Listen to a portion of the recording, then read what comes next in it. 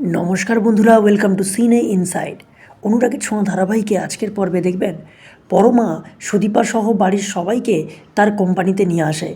পরমা বলে, আজ সবাইকে একটা জিনিস দেখাবো। এই বলে দীপার পুরনো একটা ছবি সবাইকে দেখায়।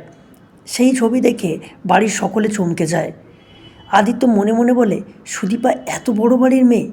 এরপর আরও নতুন কিছু যদি পাওয়া যায়, তাই আদিত্য অভ্রসহ সবাই সেই রুমে কিছু না কিছু খুঁজতে থাকে। তারপর আদিত্য সেখান থেকে রূপার পুরনো একটা ছবি খুঁজে পায় আর বলে, আরে এনাকেই তো সুদীপা বাড়িতে এনেছিল। গায়ত্রী দেবী বলে, আদিত্য তুমি আর দেরি করো না, এক্ষুনি যাও ওনাকে ফিরিয়ে নিয়ে এসো। এদিকে রুডি কৃষ্ণ রায় সেজে আশ্রমে গিয়ে রূপাকে নিজের স্ত্রী বলে সেখান থেকে নিয়ে চলে যায়। এরপর রুডিকে ধরে ফেলে আদিত্য, অভ্র এবং সুদীপা পরমা। রুডি বলে, সুদীপা আমার সত্যিকারের মেয়ে আর রূপা আমার স্ত্রী। সেই মুহূর্তেই রূপার সব কিছু মনে পড়ে যায়।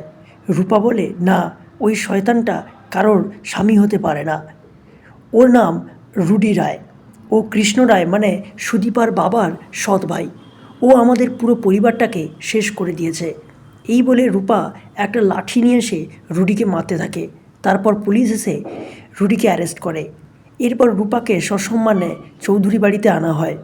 আর সেখানেই অতনুবাবু মানে পরমার বাবা এসে সব সত্যি কথা বলে দেয় যে পরমা তাদের নিজের মেয়ে নয়, সুদীপার নিজের বোন। এটা শুনে সবাই অবাক হয়ে যায়। তারপর সব কিছু মিটে যায় আর পরমার সুদীপার বার্থডে সেলিব্রেশনের দিয়ে সব কিছুর সমাপ্তি ঘটে।